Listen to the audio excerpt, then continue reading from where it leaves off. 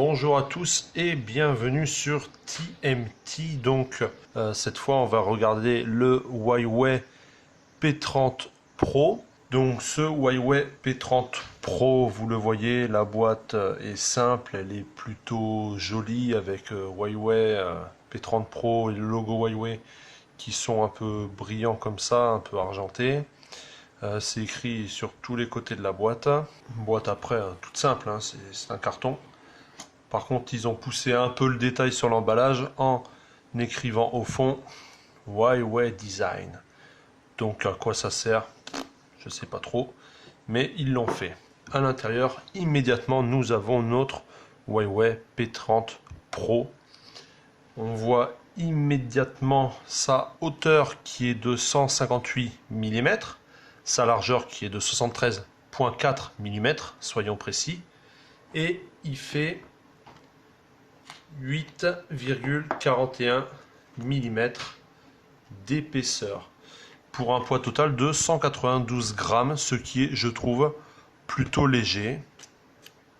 Donc il est présenté comme ça dans son plastique de protection.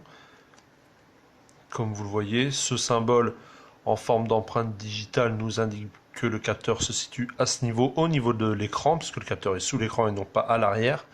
L'arrière laisse place aux caméras, au logo de la marque, mais au logo, à l'inscription plutôt. Et nous reviendrons sur les caméras après. Donc on va continuer juste sur le bundle. Donc nous avons bien sûr le téléphone. Nous avons ce petit cache en carton dans lequel nous pouvons reposer notre téléphone. Ça servira pour la présentation. Nous avons encore une autre plaque. C'est un étui plutôt, dans lequel nous avons ici un outil qui va, je pense, permettre d'enlever les cartes SIM. En effet, je viens de le voir à l'intérieur. Nous retrouvons les deux manuels donc de garantie et ça, guide de démarrage rapide. Ensuite, à l'intérieur, on a bien sûr le chargeur classique en USB, le cordon de charge en USB type C, ils ont fait l'intérieur violet, et ici une paire d'écouteurs en USB type C. Donc comme on le disait, il a le capteur d'empreinte digitale qui se trouve ici. Il a également, comme tous les smartphones, je pense maintenant, un capteur de luminosité. Ils appellent ça aussi capteur de lumière ambiante. Il a aussi bien sûr l'accéléromètre et la boussole électronique. Alors je sais pas pourquoi je m'emmerde à vouloir enlever la pochette comme ça,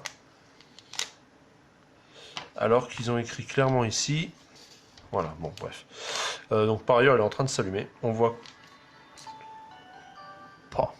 C'est une cinématique. Bon, on va venir du coup tout de suite sur l'OS alors. Donc le système d'exploitation est bien sûr en Android et est livré en Android 9. Je pense qu'il va bien sûr recevoir toutes les autres mises à jour. On peut parler aussi rapidement de la carte SIM qui est de type nano. Le téléphone, lui, bien sûr, est 4G. Par contre, il n'est pas compatible 5G. Donc la 5G n'est encore pas déployée. C'est pas grave, mais quelqu'un qui souhaite acheter un téléphone pour envisager la 5G, c'est pas avec celui-là qu'il peut le faire. Concernant, on va rester sur la connectivité. Au niveau du Wi-Fi, il est uniquement Wi-Fi 5. Donc il ne fait pas Wi-Fi 6 qui va bientôt arriver. J'ai mis mes traces de doigts partout comme vous voyez. L'arrière est vraiment très très beau. J'aime tout du design de ce téléphone. L'écran est vraiment superbe aussi. Donc l'écran, on peut en parler immédiatement. C'est donc un écran de 6,47 pouces pour une définition de 2340 par 1080 pixels. Donc il est de type OLED. Je pense que ça doit se voir assez facilement. Pour le moment, il est vraiment bien réactif. Donc oui, bien sûr, il n'y a pas de carte SIM. Je m'en occuperai après. Non, l'écran vraiment est très très beau. Il occupe une place vraiment très grande sur l'écran. Comme vous voyez là, il y a vraiment très peu d'espace. Un petit peu ici, un peu en bas. Les côtés sont incurvés, donc ça augmente cette sensation de grandeur de l'écran. Il est vraiment très grand. Attention, bah, bien sûr il est très haut, donc regardez, si je veux atteindre le haut avec mon pouce, je peux pas, je serais obligé de faire comme ça pour faire défiler la barre du haut. Comme ça je peux pas y aller avec le pouce.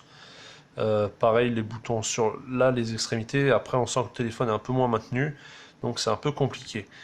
Donc bon, ça de toute façon c'est un peu le problème entre guillemets des très grands téléphones.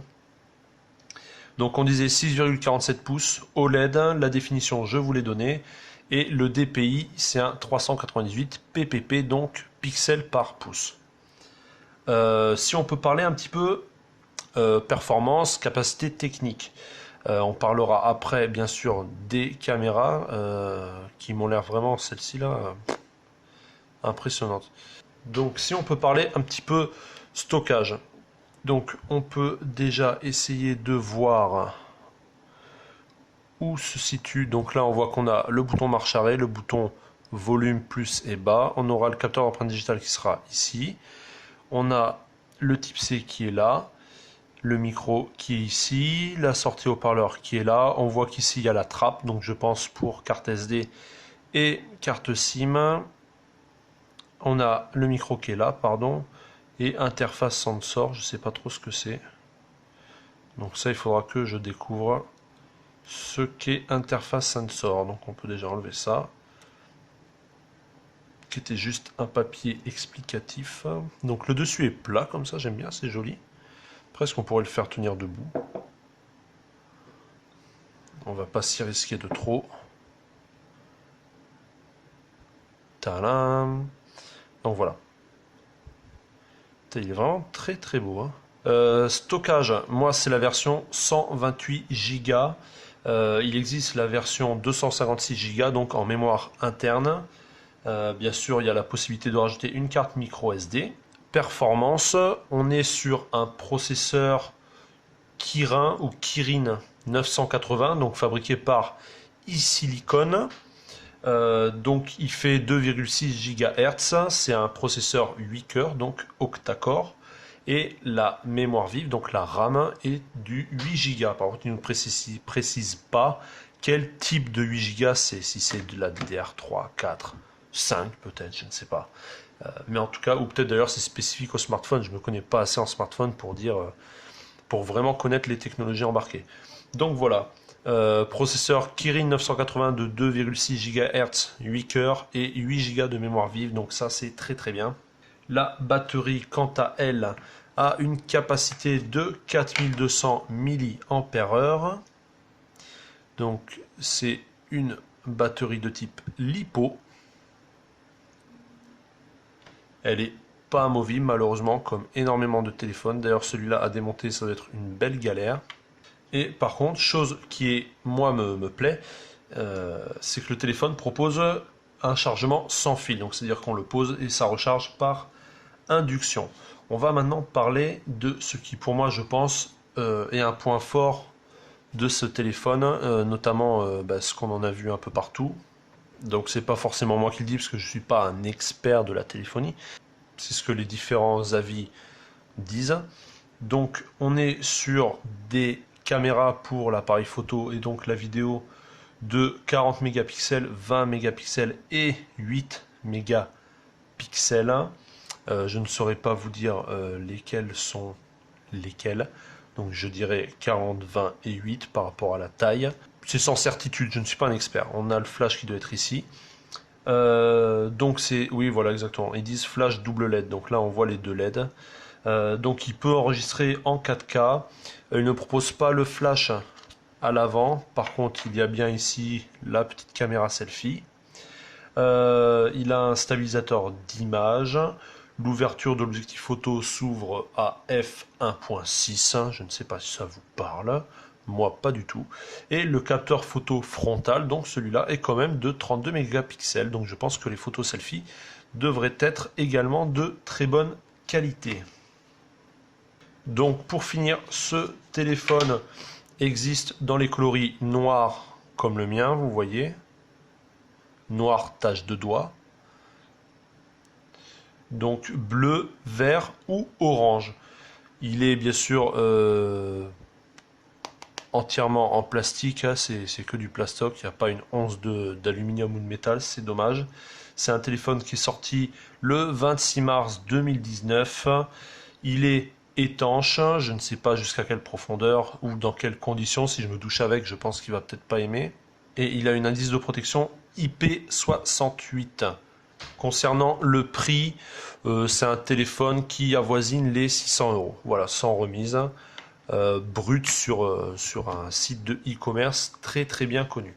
Donc voilà, si vous avez des questions concernant ce téléphone, n'hésitez pas à les poser en commentaire. C'est un téléphone que j'ai acquis pour moi personnellement. Donc je vais l'utiliser au quotidien, je vais pouvoir le tester, je vais l'appairer avec ma montre connectée Samsung, avec la voiture, avec les voitures, les Bluetooth des voitures. Donc je vais pouvoir tout tester. Tester bien sûr les vidéos et les photos, parce que c'est avec ça que je vais vous faire les vidéos et les photos que vous retrouverez sur les réseaux sociaux, sur les contenus que je vous partage.